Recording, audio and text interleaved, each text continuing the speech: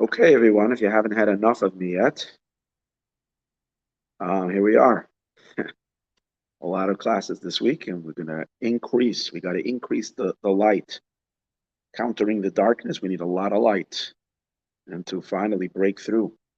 In any case, we are holding in Key to Redemption, Episode 8, class number 3.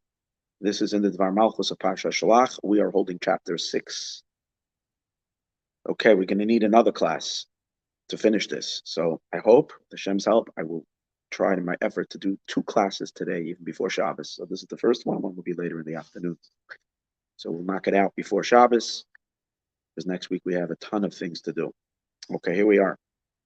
So we left off discussing the brilliant explanation the Rebbe gives on, now remember, this is part 3, so you have to listen to first part 1 and part 2. But in our earlier class, which was 2 days ago on Wednesday, we discussed first of all, I want to thank, there have been some people who didn't sponsor, but they sent in donations, and I see there are people that are listening online. So I really thank you, and Hashem should bless you with abundance and only great things. These dedications are huge, whether you're dedicating or whether you're just supporting the channel, supporting the work, the holy work we do over here. I used to be chasing out people for the donations for sponsorships. I really don't do that anymore, just because I simply don't have the time to invest and energy to invest in that. And I allow that all to happen by Hashem's, just sending the people the inspiration, or the people just finding that inspiration within themselves. Obviously, that comes from Hashem as well. And to help us and to do what you can do to help spread this light, this awesome light. Okay, we're holding chapter 6 here. So again, what we learned in the last class was that there were 2 missions: the Joshua spies and Moshe spies. Moshe and Yeshua spies have 2 separate missions. Moshe's spies was not to spy on the land, but rather just to tour the land and inspire the people. And Yeshua spies was meant to be actually a military of a strategic military need to know how to enter the land. We discussed that in the days of Moshe, they were supposed to enter completely miraculous, so they didn't need to have the layout of the land in order to know how to conquer. That was unnecessary. The days of Yeshua would be a far more natural conquest. And we explained all the differences between these 2 verses, between the verses over here and the verses over there. Everything fell into place in an extraordinary, magnificent way. Now we continue. Based on all of this, the Rebbe says, we can, and I touched upon this in the last class, but over here, I realized I left out quite a lot of important details, so I want to go over this point. Based on this, we can also understand how can it be, we would argue, and we would say that Moshe's spies, the story ended up in such a terrible failure, when the Rebbe doesn't talk about it so much over here, but in a different talk in the earlier years, the Rebbe mentions that, but over here he emphasizes another side of the same question. You can ask the question from Moshe, you can ask the question from the side of the Meraglim, of the actual people, the spies. From Moshe, the question is, how can it be that Moshe would have chosen to do something which ended up backfiring in such a terrible way if he represents the ultimate perfect leader? If he's such a great tzaddik, how can it be that in the end it was such a failure? On the other hand, and then the question what the Rebbe does over here is he extends it to the spies themselves. We are taught, if you read the Torah, you read the Bible, you read the Chumash, you read it on a very superficial level, you get an understanding that we're dealing with a bunch of crooks, a bunch of lowlifes. But if you're learning on a deeper level, you learn Rashi, you find out that no, these were great men. And it has to be that they were great men. Moshe wouldn't have just chosen and the verse refers to them as anoshim. These are men. These are people of great stature. Moshe selected them, handpicked them. And the verse says, Ish echad. Each was one singular pick from every tribe. So these were great men. Yesterday we learned, if you studied with us last night's class, Likkutei Torah, we were learning from the Alter Rebbe. He says that the word Ish echad emphasizes these are people who are rooted in unity. These are people who all day long are in the state, in the consciousness of Shema Yisrael, Hashem Elokeinu, Hashem Echad. in the state of absolute unity with God. So we're talking about very high levels. He also emphasizes, that's why the verse says, Kulam Anoshim, they're men. What do you think? Well, what do we have to tell us? Women didn't do much of this kind of work in those days. Women were very much protected and kind of shielded, and in the background. Such a military type of a work definitely would not have been done by women. I mean, today we would understand that, yeah, it's possible that women would do so, but going back 3,000 years ago, who would have thought it was women? What does the Torah have to say they're men? So the Alter Rebbe explains that all of our souls, even men, we are all feminine souls. We come from the level of the feminine aspect of the divine, which is the divinity that's more related to creation. Then there is the more masculine element of the divine, which is a more transcendent level of the divine, a higher level. These souls that Moshe picked were masculine souls in the sense that they were rooted in this much higher level of the divine. And if that's the case, again, the Rebbe doesn't mention this over here, but I'm adding it on kind of like to the question. How can it be that these people came back and the consequences of what they did was only negative? That's his question. How can it be? It ended up in such a horrific consequence. Again, it brought the exile. First of all, it kept them in the deserts. It delayed the entry into the lands for 40 years. It caused Moshe not to come into the land of Israel, which consequently caused the temples to be destroyed, which ended up causing all the misery and darkness in the world for the next thousands of years. How can it be that there was such all we see is failure? Now, to add to the question, the Rebbe is saying that we know that it says in Chassidus, it says, meaning not the ordinary read, but the Chassidus, it says that, meaning in the deeper understanding of it, it explains that these Meraglim weren't petty, they weren't just scared, they feared. They were on a very high level of spiritual service. We studied about this last night, and they didn't want to lower themselves down to serve God in the material, which was considered a lower type of a service where you're connecting to Hashem through material things. They had access to very high levels of spirituality. They had access of heavenly revelations and deep, and that was the idea that they lived in the desert, the place where the Torah was given. They wanted to just be immersed in Torah all their lives. They did not want to go into the world. So their intentions were of a very high stature, from a very holy place. So why, if people on such a high level, so much so, the Talmud says that the spies are so evil that they don't have a portion of the world to come. In other words, we know that when a person sins, so good, you need a little cleansing, sometimes more cleansing, sometimes even more cleansing and purification. We call it therapy to kind of get rid of the darkness. But eventually, every soul is purified, and eventually, every soul, Kol Yisrael, Yesh Lam Chelik L'Olam Haba, every soul has a portion of the world to come. But it says the Meraglim, the spies, they've done something so terrible that they're cut off forever and ever for all eternity. That's the simple read of the Talmudic statement. Comes the Hasidic masters who are able to crack things open and look at things from the inside, and they explain when it says they don't have a portion to the world to come is because they are higher than the world to come. Their level of soul, to them, it's not a reward, the world to come. The world to come, whatever it is, it's 310 worlds, whatever that means. And Chassidus explains the dynamics of what those worlds mean. Their level of soul is so high that they're loftier even than that. So if we're dealing with people, if that's all true, the Rebbe said, which it is, that there is on a deeper level, they're so high and they're so lofty and they're so great, how can it be that the bottom line, after we do all the arithmetic and after we add everything up, what do we have? We end up with a disaster, a literal disaster, a catastrophe on a mission. So again, it was sent by Moshe, done by the greatest people, and yet it ends up so terrible. So based on what we said before, the Rebbe says, no. Actually, there was, in the literal sense, tremendous benefits. Take off those dark critical glasses of seeing only things in the negative, put on the positive glasses and take a look. See that there was a great benefit. Whatever they were sent to do, they accomplished, like we discussed in the earlier class. They were meant to excite the people about how awesome the land is. They came back, they brought the fruit, they gave that report. And this report was actually saved by the Jewish people them. And when the Jewish people went into the land 40 years later, they went in with excitement based on what they heard from their ancestors who brought them this report. And that was successful. There was problems on what they added on, like we discussed, and that was a big mess, and that was terrible, and that brought a disaster. But that's in addition. The mission was fulfilled and completed. They had add-ons which were unnecessary, and that caused a big mess. And that's what most people tend to focus on. But actually, there was a great accomplishment from what they did.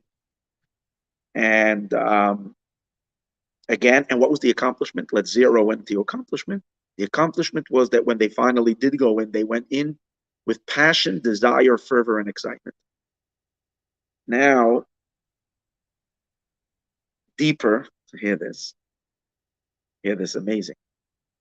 The Rebbe says that actually the mission to send the spies was not only that it later, 40 years later, enabled the conquest of the land to go smoother because the people were more into it because of what they heard from the spies. But even deeper than that, the actual mission started the conquest of the land. When Moshe sent them in to scan the land to see it, it wasn't just a preparation for what was going to come afterwards. It was the initial state of conquest. And since we know that the beginning of something is always the hardest, every program, there's a statement saying, Kolas cholas kashes, every beginning is difficult. Once something you've broken through, it's easy. You start a new diet, it's very difficult. You start exercising. Every change of routine, the beginning of something, you start a new business, right at the beginning, it's very hard. When you have a child, first few months, it's very difficult after you start being a parent. Same as in everything. The beginnings are hard. You need to put in a lot of effort. So you need, when the opening up of the conquest of the land required superpowers. And these spies. And from the Rebbe's perspective, they didn't fail. They actually conquered the land on some level. It was similar on a spiritual level, obviously, similar to what it says that Moshe, even though he didn't go in literally into the land of Israel, Hashem says to him, I will show it to you. And God tells Moshe to go up on a high peak, and he says, from there I will show you the land. That's all the way in the end of the Torah. So in the teachings of Chassidus, it says, amazing thing, that when Moshe saw the land, just by seeing it, he created a certain power of godly infusion into the land that helped the Jewish people later in their service of Hashem. By just Moshe laying his eyes on the land, looking at it, it had so much effect on the earth itself and on the service of the Jewish people later when they came into the land. This is parenthetically the awesomeness of being seen by a tzaddik. What's the great thing of going to a righteous individual and the person looking at you?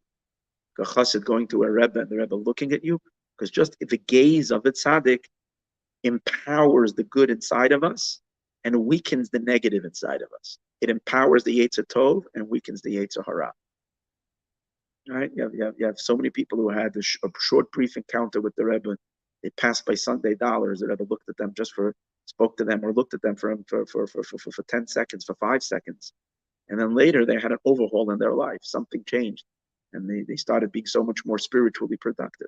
That's the way it is with a tzaddik. When he looks at something, it changes. So with the spies, the Rebbe says as well, they're going into the land was similar to Moshe. There it wasn't only that they were looking, they were actually walking on the land. It was already part of the conquest. Now, let's go deeper. What did we say was the effect of the spies? Well, why did Moshe send them, and what was the intention? The intention was that being that the land is really great and it is a super land, when they will come back and they will bring this positive report regarding the land, it will create excitement to the people to go into the land with fervor and excitement. Now, remember we learned in the earlier class that God said, you don't need this because I told them it's good. I told them it's good, and therefore just on faith itself, on blind faith, which they know me and they can trust me, that I'm telling them it's a wonderful land, they could have had this, they could have had the same result without the whole mess. Because God said it's good. By sending the spies, you open up the Pandora box of the possibility of having the mess that actually happened. But the reason why Moshe did send them, we learned earlier, was because Moshe felt their need to experience, to appreciate the value and the beauty and the quality of the land, not just with faith, but they should understand it from their own minds and therefore get excited from it in a very down-to-earth way, not on their only from their soul, but in a more of a human connection. Now, that's what we learned in the earlier class. Here the Rebbe explains it much deeper. And he says like this: it actually is important for the conquest of the land itself that the attitude of the people going in with excitement should be an excitement that's not coming from above. It should be excitement that's coming from below. Because the whole idea of conquering the land means uplifting that which is low, lifting something up from the earth. See, the conquest of the land of Israel was the beginning of the conquest of the entire world, so that we sublimate all of the world and make it all godly and holy and ready for the messianic revelation for the time of Mashiach. Like the beginning of the uplifting the world.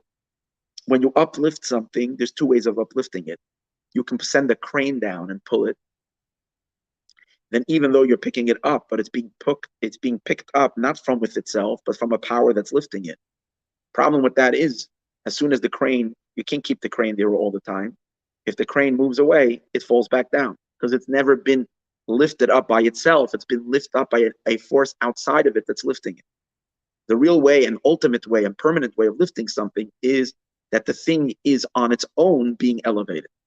Okay, it's creating within itself its own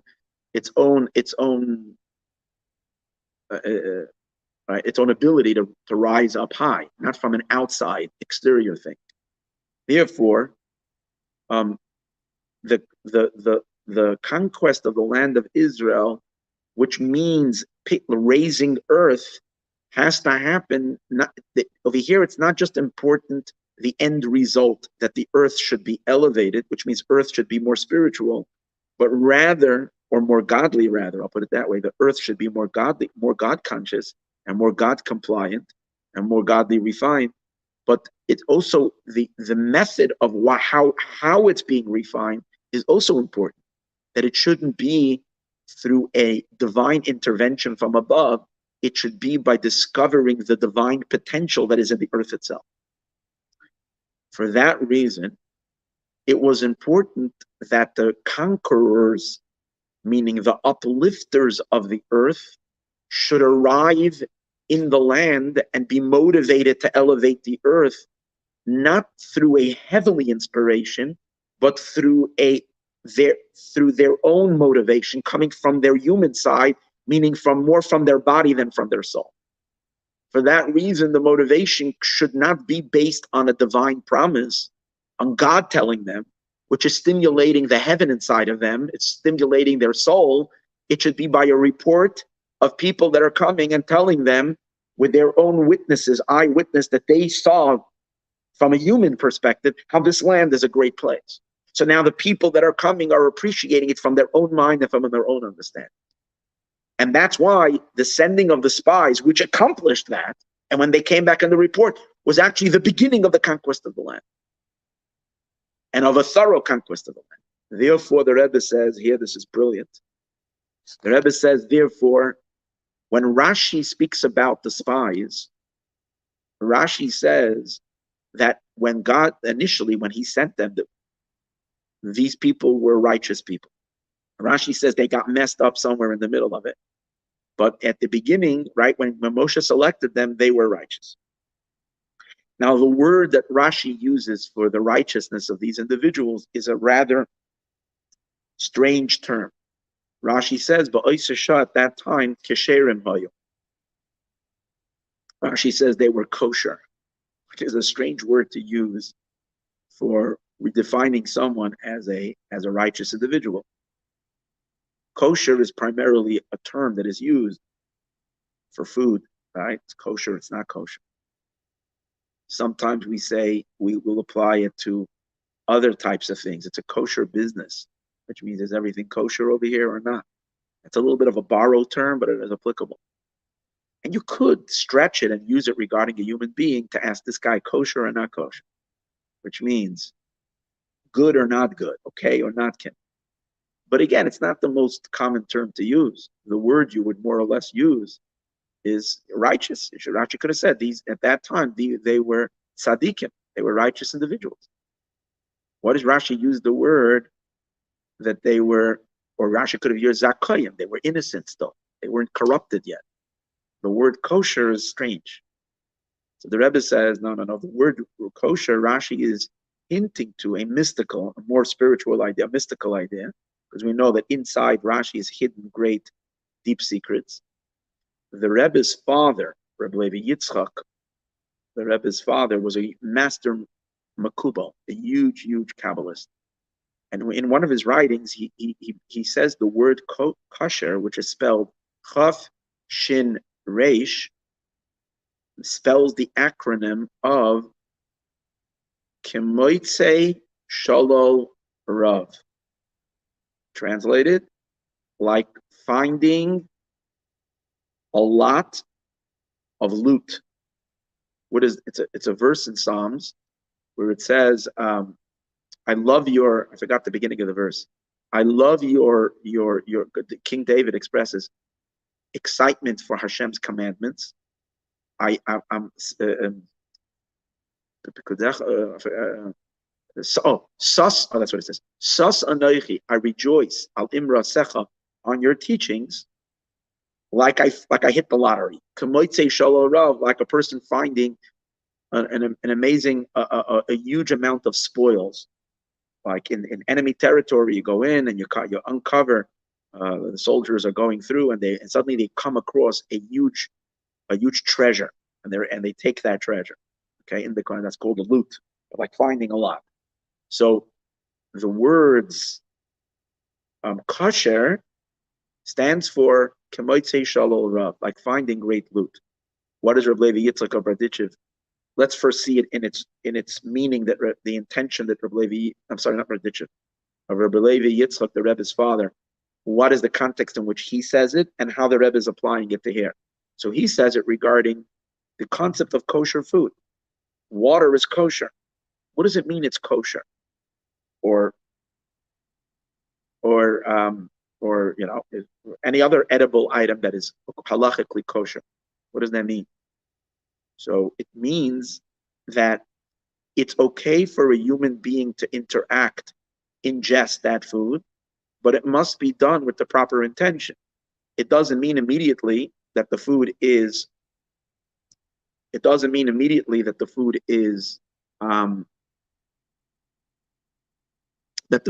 in a holy state. It means that you can remove the shell, the klipa, the unholiness that is contained within this food, because every item, every physical substance has a shell of darkness. We can crack that shell, and you can take out the spark of holiness that's in it. That spark of holiness is called loot. Because what is loot? You go into enemy territory, an invading army conquers a certain place, and then takes the monies, the values of the conquered land to themselves. So we are all conquerors. God sent us into a dark world to conquer the world and to extract the divine potential that's in it. Mostly we do that through our physical consumption of the various different things in this world, clothing, housing, and the like, but primarily through food, the eating. So there are things that are not kosher, which means over here you can't extract the spark, which means the loot is not available. And when something is kosher, it means that you can break open its externality and get to the soul of it and take that out. And that's the amazing loot that you pull out from. And it says that when a person utilizes these sparks, when you extract these sparks, which we gain from our material involvement in the world, we enrich our spiritual side. Our soul becomes enriched with enormous enrichment. And that's the incredible enhancement that happens. That's this great shalom. So now the Rebbe says we can understand why Rashi says that these people were kesherim. It doesn't say they were tzaddikim, they were kesherim. Why? Because when they went into the land, they did an extraction. Now, maybe they didn't extract yet, but they prepared it for the extraction. And how did they prepare? Not just in theory, they actually did that because in order to the extraction, the loot, meaning the divine potential to come out of the land, it has a lot to do with the attitude of the one that's coming into it and doing that extraction. And since we said earlier that in order for an extraction and a uncovering of the divine potential to be done to its ultimate, it needs to be done from the bottom up, not from up down, not through the crane pulling it from above. It has to be uplifted from below. You need to build an intrinsic elevator from within it to lift it up, not from the outside, not from above, but from below. And in this case, it had to do with the people coming in with an excitement, not through believing God, because that would mean it's a heavenly inspiration, but them and their own thinking from their own human minds and from their own physical aspiration should be excited physically about going into that land. And that they accomplished, and that's why they are called kosher. Really, really brilliant idea. And now we go to chapter 7. Till now, I would say we were still completing mainly the thoughts that we were learning earlier. Now the Rebbe takes it to a whole new level. What we have now, based on all of this, is that an explanation of the intentions of the spies of Moshe, what the objective was, how that objective was fulfilled, but how that it's different than the objective of the tribes of Yoshua, which the tribes of Yoshua, of Joshua, came from a military perspective, and the whole thing was COVID. It was a COVID what is it called? Covert. I'm sorry, not covert. A covert operation. It was undercover, and it was meant to extract. It was meant to give them a sense of the military strength of the enemy and so forth. And that's why over there they sent 2, and here we sent out. That's what we learned earlier. So now, watch this. The Rebbe is going to now explain the difference between these 2 missions based on what we just explained. That the main purpose and the manner of elevating the land has to be from below, and the difference between these 2 missions. Okay, so let's see. Let's go revisit the question that we had at the beginning, one of the questions. Why was it that when Moshe sends these spies, he sent all 12 of them to scan the entire land of Israel? Which the question was, why do you need all 12 in each place? It would have been far more efficient, both from keeping them undetected, also in order to be able to move quickly, where these are big boys, these are not little children, they need to huddle together. Each one could have been sent to a different part of Israel, especially since the main point, as we explained earlier, was that each one should come back and tell their people about how awesome that particular portion is, so that the people of the tribe who are going to take a specific person or a specific portion are going to be excited about that part.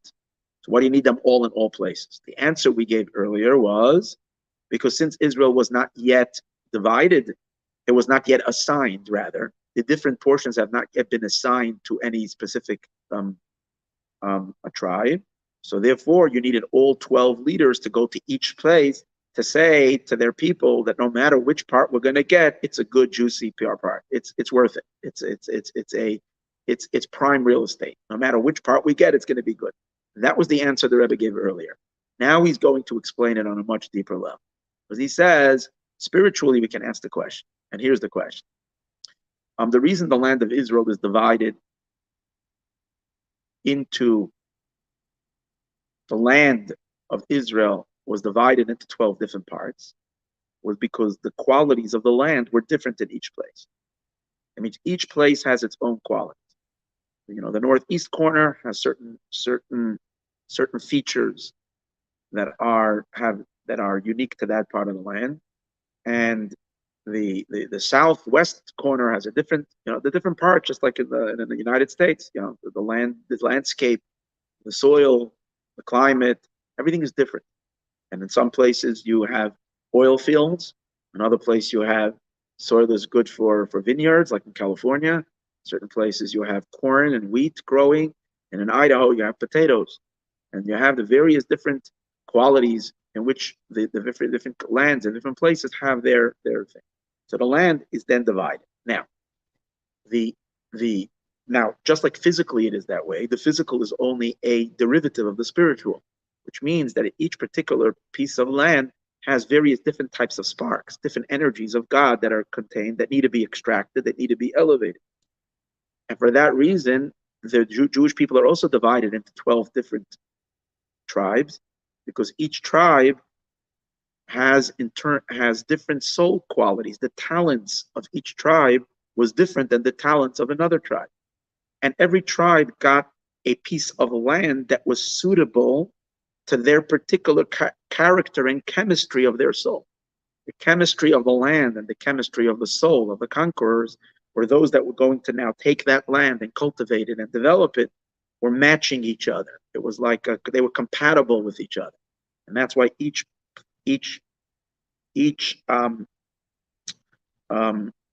tribe has to go only into that space that is designated to them.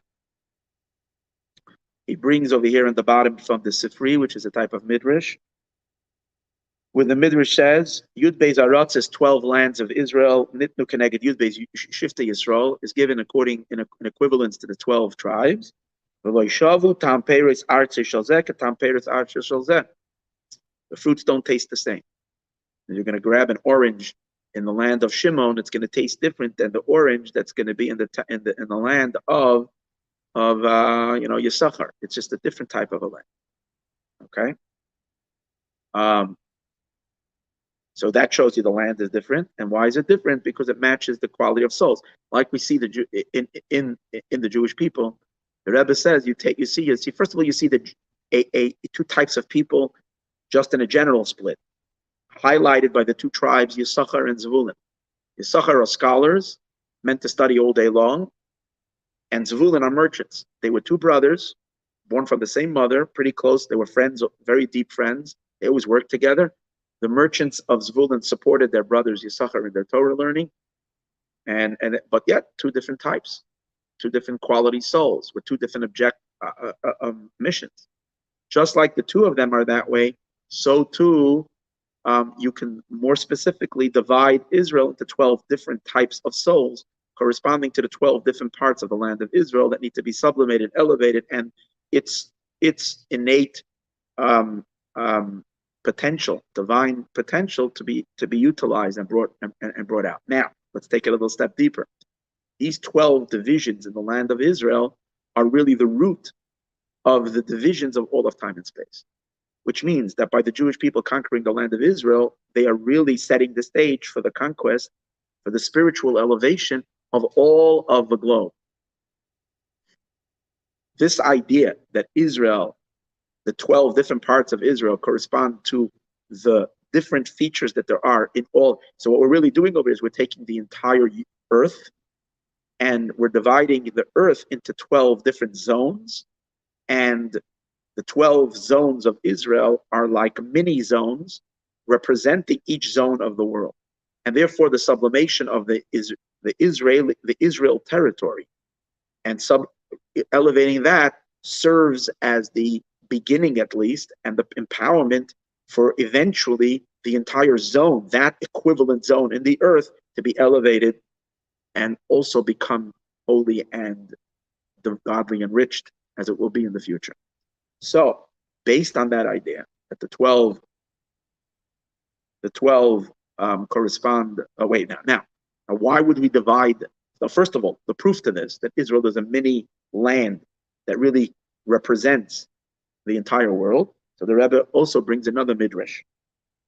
The midrash, this is in Sifri, again the midrash in Sifri, same, and this is the beginning of Parshas Ekev in Deuteronomy. It says over there, Eretz Yisrael Shoisachaviva Mikol Nivras Koidim Mikol. The land of Israel, which is the most precious to God's eyes, was created before everything.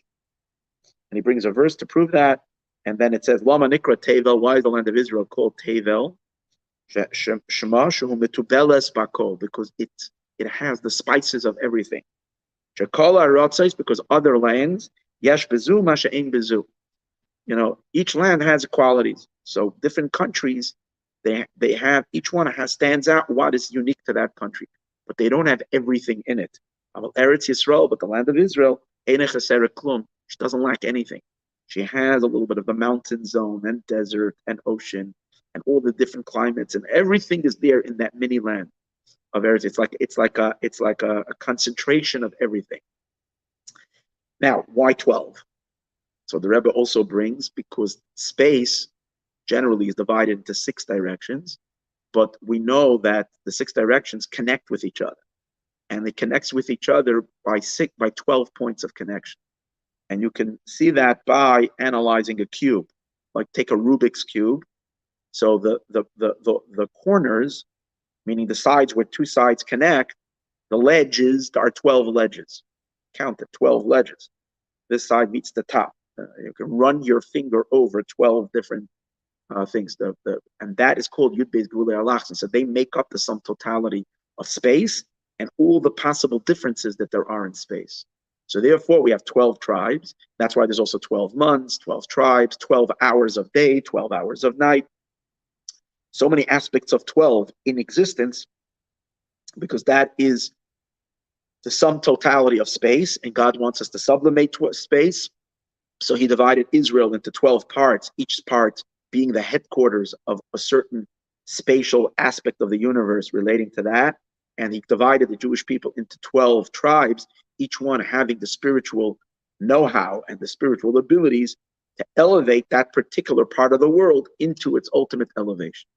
That is the purpose of, that's the idea of the 12 lands. Fine. Now, based on all of this, the Rebbe asks the question, so if your work in your particular part, your conquering of the land, and your work in that particular, you're settling into the land, and your sublimation of that part, or integration of that part into holiness, is because of your uniqueness. That means a member of Shevet Naphtali can't really work and can't settle down and wouldn't be as effective in the land of Ruvain because it doesn't match his soul. It's like taking a businessman who is so efficient in his work and making him a rabbi and telling him to give classes. That's not his job. And then you take a rabbi who's meant to be the one who's giving the classes and teaching and inspiring people and put him in charge and making him a CEO of a company. It's not his talent. Keep everybody into what they need to be. And that's the way God did it. If that's the case, why would God orchestrate it that the initial conquest was in a way where all 12 were visiting every single portion? And now you understand the depth of the question. Why did God make it that that all 12 should have to go to each place? You might argue, say, because they didn't really know which places were going to be there. So first of all, as we mentioned earlier in the earlier class, they had a vague idea already from the blessings of Jacob. Yaakov blessed them, and he was kind of dropping hints already, like which parts are going to go to each tribe based on the quality of the tribe. But even if you're going to say it wasn't completely clear that way, you still need to understand God could have told them. But why didn't he tell them? It's because he wanted them to all 12 go to each place. But why was that necessary? If they're not, if the work with the land is only the work of one of these spies representing his tribe who have the quality and the know-how to work with this particular piece of land and this particular real estate. So why send everybody there? So this is a brilliant answer. And the answer to that is,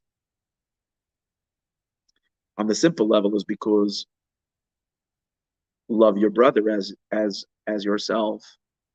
So therefore, I can't say that's your business. Don't bother me with your problems. I'm doing my thing. I got my work to do. I got my cornfield. I can't help you with your vineyard. Leave me alone. But when we all have to feel a camaraderie, a brotherly love, and we all have to feel responsible. Might not be my business, but whatever I could to lend you, to help you out, I feel I'm responsible. So we are all in it together, even though we're going to have separate jobs. So if you need to borrow a screwdriver from me, I'm willing to give it to you because I care about yours, even though it's not my expertise. And therefore we can lean each other over. And therefore, when we go into the land, we have to go in as one entity. God forbid not to go in as 12 tribes. It's not a tribal thing. It's one people going into one land. It's just that when you're breaking it down to detail, we're all going to address a different part. But therefore, we all have to feel connected in the initial responsibility. That's the Rebbe's first answer. But then he says, much deeper. Take this much deeper. Is that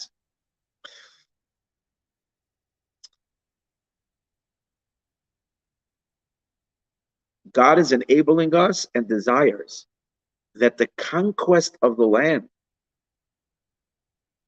of each individual particular part of land, should not just be by the part of our soul, in which we are individuals and unique and special one from each other, but rather the conquest of the land and the sublimation of the land should be to the level of godliness and soul where we are not different one from each other, where we are all one. Now that needs a little bit better explanation. And let's understand something. So here's the idea. We mentioned earlier that every soul, every person, especially every community and every tribe has unique soul qualities.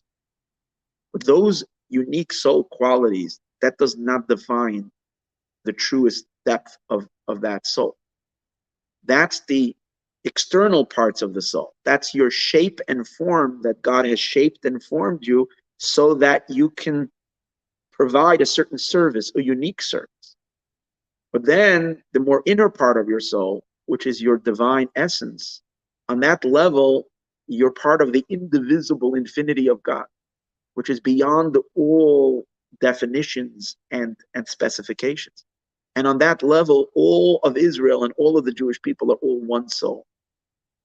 Now the question is, when I am taking the land, am I only going to take it with my external self, with the part of me that is designated, defined, and specified to one particular aspect?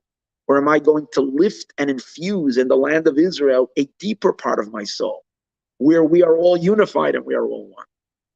So here's the question. Is the conquest only going to be by the individual aspect of me being me as an individual?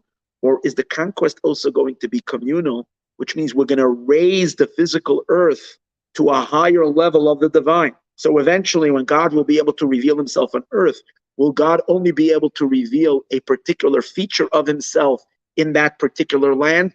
Or will God's essence be able to be revealed everywhere?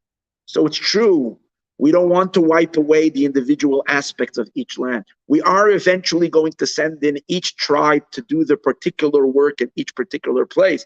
But initially, we're going to send everybody in together to make the initial conquest, because we want that the godly infusion that's going to be in each place should be not just on the particular little crumb of God that relates to each particular zone, but rather it's going to have within it the quality of the sum totality of the infinite, of true existence, of God's true self, that should be able to be present and revealed everywhere.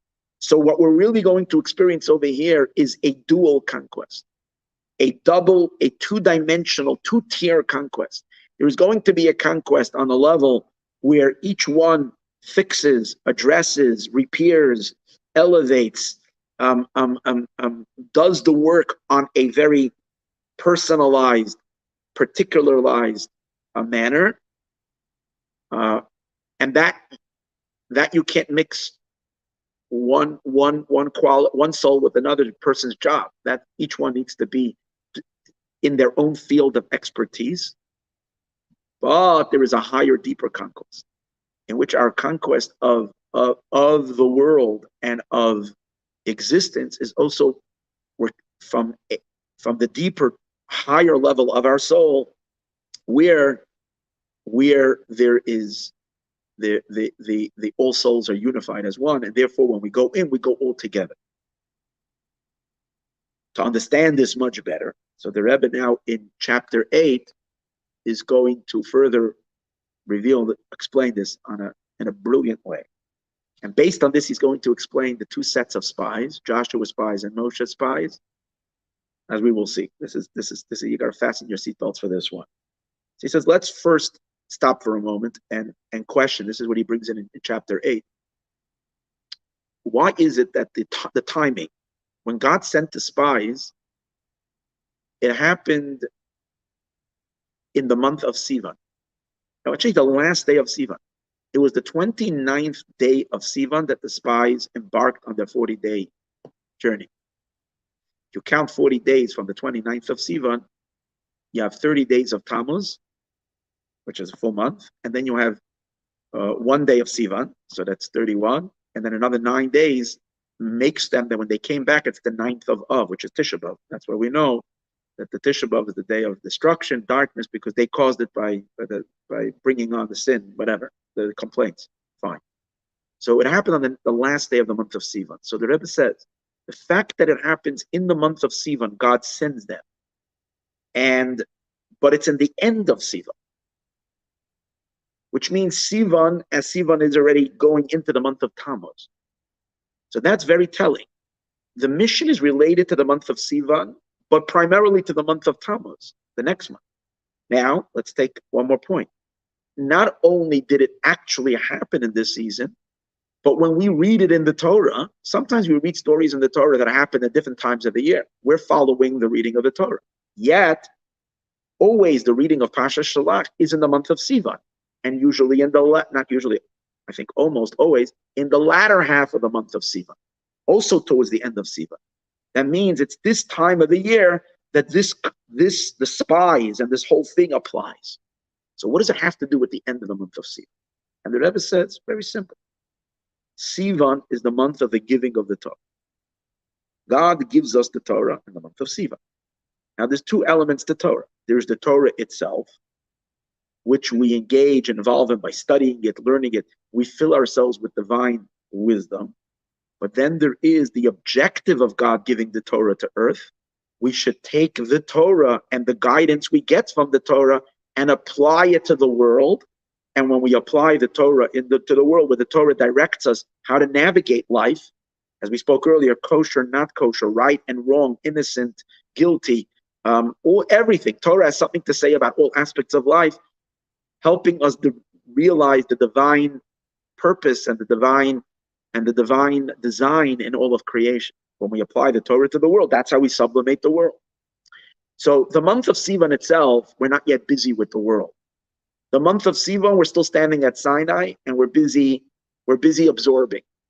But when we end the month of Sivan, we start thinking about leaving Mount Sinai and taking the Torah with us to the land of Canaan, to the land of Canaan, which means to the unholy world, and begin the work of conquering it.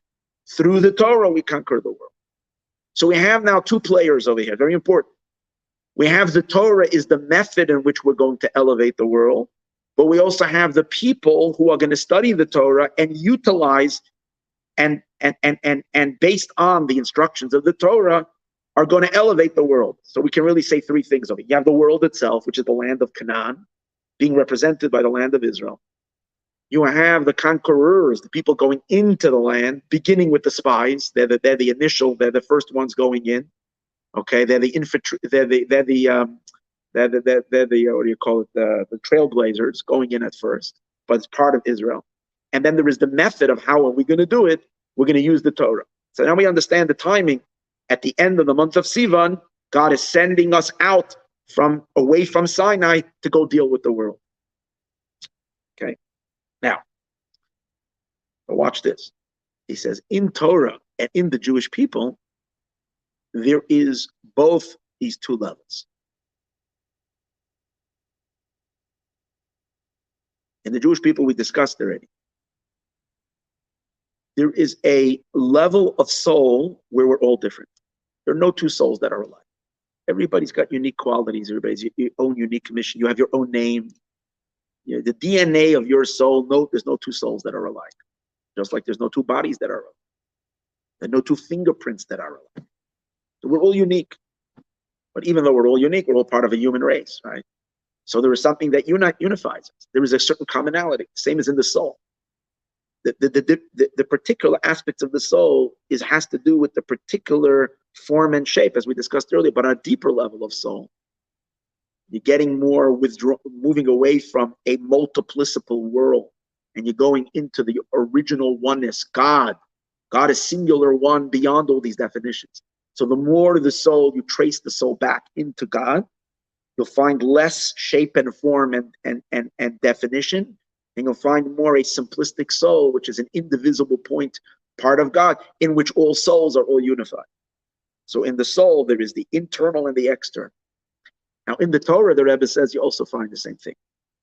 On the one hand, the Torah is made up of letters.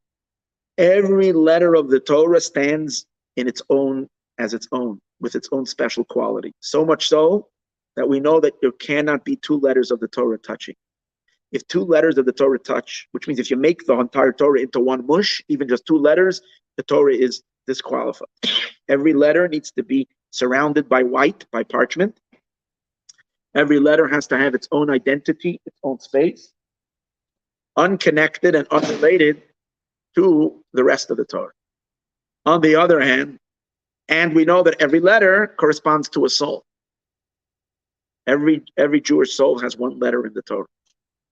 And these two are now, but at the same time, we know that the Torah, all the letters of the Torah make up one Torah.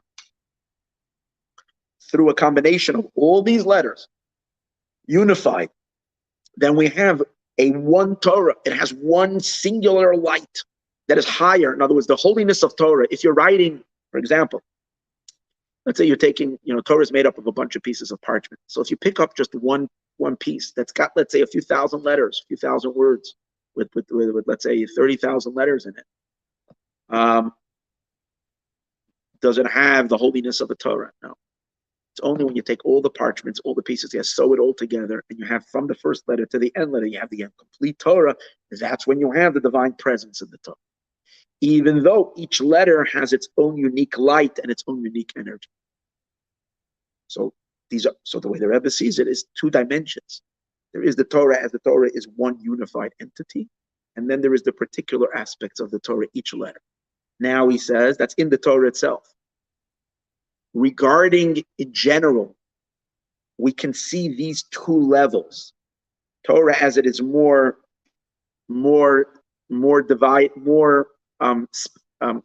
specific and unique and different from letter to letter, and Torah, as it is one. This is also seen. This is also seen in the general difference between Torah and mitzvahs. Between Torah and mitzvahs. Torah consists of Torah and commandments. Torah is the ideas in the Torah, the concepts of the Torah. So we know that in the concepts of Torah, even though the Torah speaks about a whole bunch of different things, but in the Torah you can sense that it's all part of one Torah. Because when you're learning Torah, you're not so specified in one particular place. When you learn Torah, you're learning one subject. In the middle of this subject, it talks about a completely different subject, and it's intertwined one with each other. Torah is like connected because it's what you can. In the study of Torah, you can feel a unification, and we also know what it says in other places that Torah, in the study of Torah, you're not bound by time and space. So much so that I can study now the laws of Hanukkah, and I would be connecting to all those energies, even though it's not Hanukkah. And there's no problem. No one will tell me that it's not right now to learn about Hanukkah because it's not Hanukkah. Because in Torah, even if it's this particular time of the year, I can learn that because it's all one. All the parts, even though, right? That's in Torah. You sense the oneness. Mitzvahs, however, which means when we're getting down to actually observing the commandment, then each mitzvah takes you into a specific scenario of time and space, and you're there, and that's what you're doing. And that means if it's a particular day that I have a particular mitzvah, right now it's Rosh Hashanah, I'm supposed to blow shofar. I can't whip out my menorah and start lighting Hanukkah candles. It's utterly insignificant, utterly inappropriate, in addition to the fact that I'm not allowed to light candles, if a pre-existing flame, I'm not going to get into that, okay, fine. But what are you doing? It's meaningless. It's nothing, because now I'm in this zone. It's Rosh Hashanah. I'm supposed to do this. Now, if it's not Rosh Hashanah, it's a regular day. I'm supposed to put on tefillin. It's morning hours. I got to wear the tefillin. I got to wear the tzitzis. So I am the mitzvahs. In mitzvahs,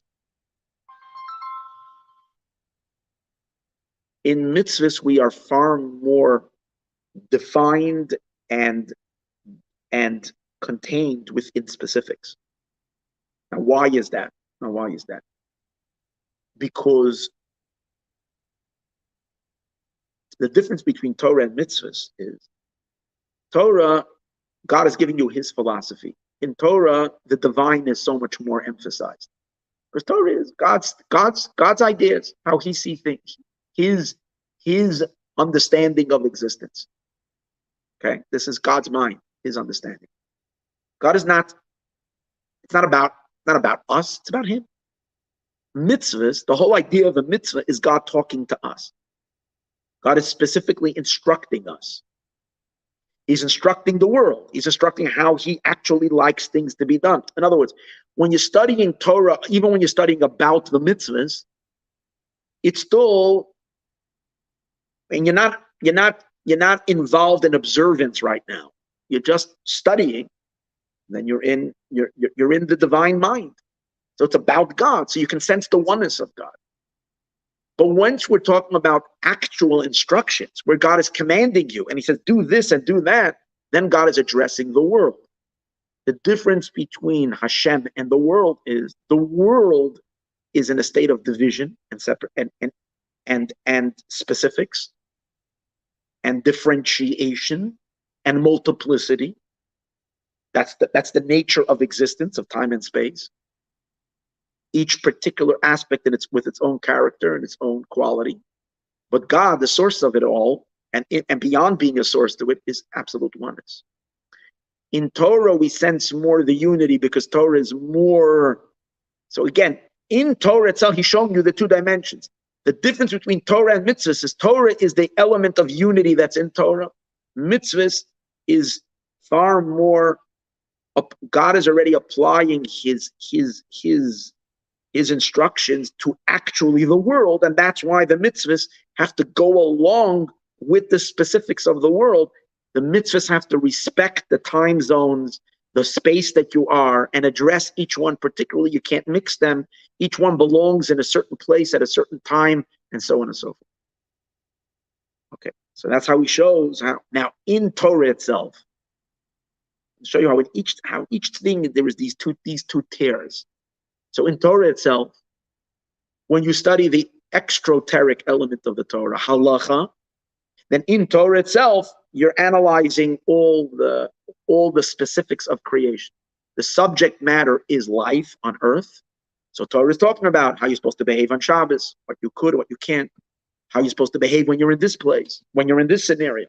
So even though Torah in general is still above the world, but it is, however, peeking out on the world and instructing you about the world. However, the esoteric part of the Torah, which is a study not about the world, but a study about God, over here, we don't sense there you sense oneness, that you can feel the all-pervading unity and just the oneness of God. So in Torah itself, you have these two dimensions. Since this exists both in Israel and in the Jewish people, so now we're taking the Torah and we're applying it to the world through Israel, through the souls, to elevate the world. Now we understand that there's two levels of elevation. God says, when I want you to conquer the world, even though we're going to use and we're going to get ourselves specified. So we're going to use our individual talents based on the specific instructions of Torah, based on mitzvahs, which come from the more external part of the Torah, where the Torah talks about the world. So we're going to be using the more outer aspect of everything to deal with the outer world, which is divisible, and therefore we're going to use the divisible aspects of Torah to apply, and as a result of that, lift the world. But God says, I'm not satisfied with that. I want you to reach into your inner core, and I want you to, in the Torah, I want you to capture the Torah from a level where the Torah is not divisible. I want you to connect to the purely divine element of Torah and conquer the world and elevate the world with that level of Torah that's beyond the world, so that you're going to lift time and space and connect it to what's utterly beyond time and space. Not just to the godliness of time and space, but to the godliness, to the, like we in Kabbalah and mysticism, we learn many times that God creates the world with an energy that fits each particular creature and it's tailored to each particular part of the world. And then there's, however, a all-embracing infinite energy that is everywhere all the time and is not different. It's called Soviet Kalam, the encompassing mind. So God says, I want your conquest to be not just from the Mamala Kol, from the indwelling element of the divine in each particular creature, in each particular place. I want you to reveal a much deeper aspect of my existence within the world. In order for that to happen, the conquerors of the land needed to go into it in a way where they're all going together to each place, thereby exposing their part of their soul to the earth that is higher than the division. The earth initially was shocked with that powerful level of soul, the land of Israel. However, the Rebbe says, even though Moshe's spies also engaged in this level of conquest, by what? By all going together to all 12 places. However, he says, that was not the main objective of Moshe's spies. The main objective of Moshe's spies was a very specified conquest versus Joshua's spies. Joshua's Yeshua's spies that Yeshua sent.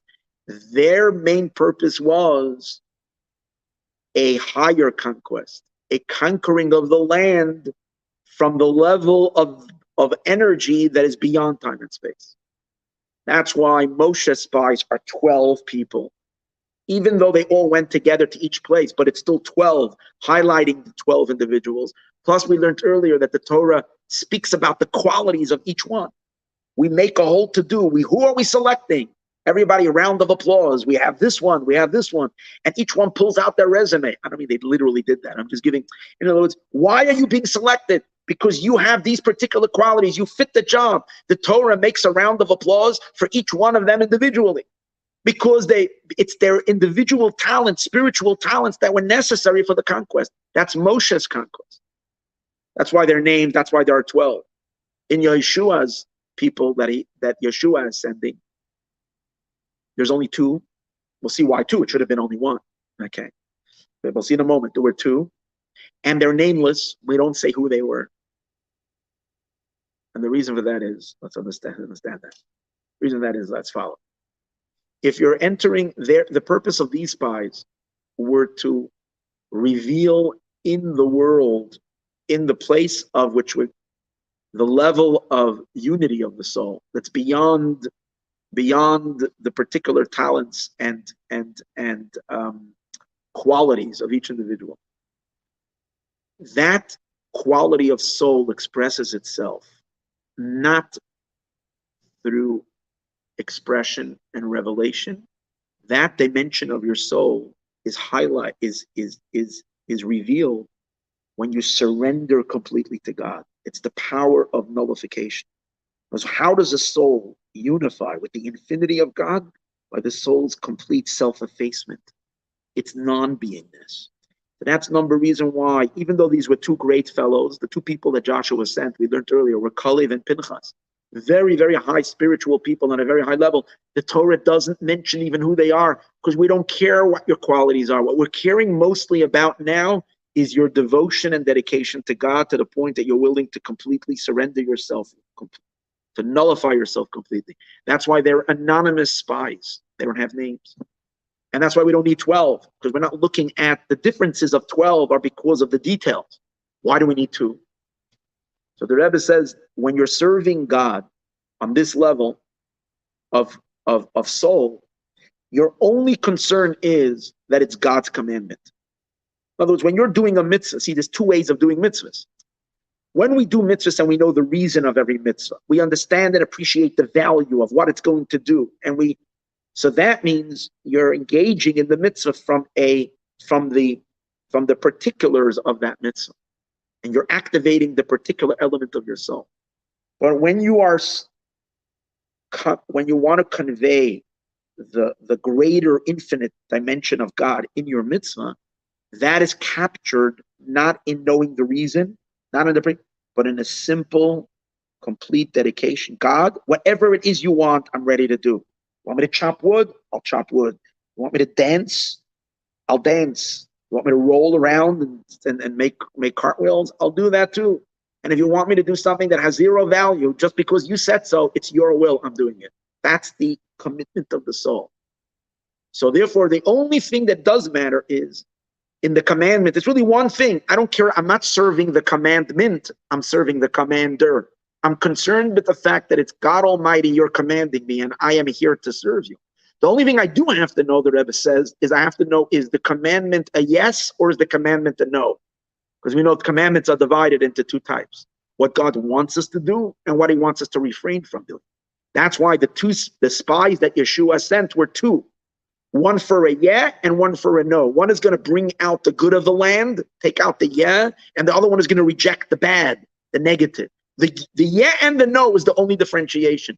But the rest of it we don't need to know. So we don't need 12 spies. We need only 2 spies, anonymous spies. And also, what did we learn earlier? One of the major differences between Moshe spies and Joshua spies is that Moshe spies, Moshe was the one who decided to send them. God told him, do it based on your thinking. And by Joshua's spies, it was by divine commandment. That's what we discussed earlier, in the earlier class. Why? That's the difference. When you are elevating the world by being involved within the details of the world, then God wants your opinion. He wants your thoughts. He wants you to be involved. He wants you. In other words, here the quality is not abnegation. The quality is participation. And as a result of that, it was important that Moshe too, the one who was sending the spies, should come to it from his own understanding. He decided it's the right thing to do. So it requires much more a person's own reasoning and understanding, which that has to do already with your particulars, not with your spark of God that's in your soul that's beyond all logic. But Joshua's spies were spies that were going in with complete obedience and complete surrender. And therefore Joshua himself, when he sent them, had to send them with a surrender to God. It wasn't about there's no mixing of any human involvement over here, human logic. It was just obedience. We will continue Be'ezrat Hashem later today. And that's why also, one more point, Moshe's spies were sent to go to every part of the land of Israel. Every single part they needed to go to. And Joshua's spies went in only to one city, Jericho. They came right back. Why? Because when you're going to do a particularized purification, then you got to do it piece by piece. Each particular place has to be tinkered with, played with, in accordance to its own purification. You can't speak to 2 people with the same message. I need to get you on board, and I need to get you on board. I need to get you on board. So I have to talk to you. I have to speak your language. But if I'm coming in and I want everybody to have simple obedience because the king said so, so then I can speak to 10 million people and say, I'm speaking on behalf of the king. The king said this is the law. Everybody must obey. So then it's a simple obedience. Then it's a higher force. So therefore, the same is an idea that Yeshua doesn't have to send the spies everywhere. He just has to deliver the message. You went into Jericho, and Jericho was actually called the Lock of Israel. Once you conquer this, you conquer the whole thing. This was like the nucleus of the land. So by the people going into this city and already administrating their godly infusion, it was already covered the entire land. It doesn't have to be here and there and here and there. Only thing left to understand then, if Moshe's spies were then so particular, it was a particular conquest, each one in accordance. Why was it that Moshe had all 12 going to each place? And then it should be each one separately. That is the point the Rebbe is making, which we're going to get to mainly in the next class, that the point over here was that even in the particular work, you should sense the unity. And we're going to get to that, Be'ezras Hashem, in the next class, as we shall see further. Okay.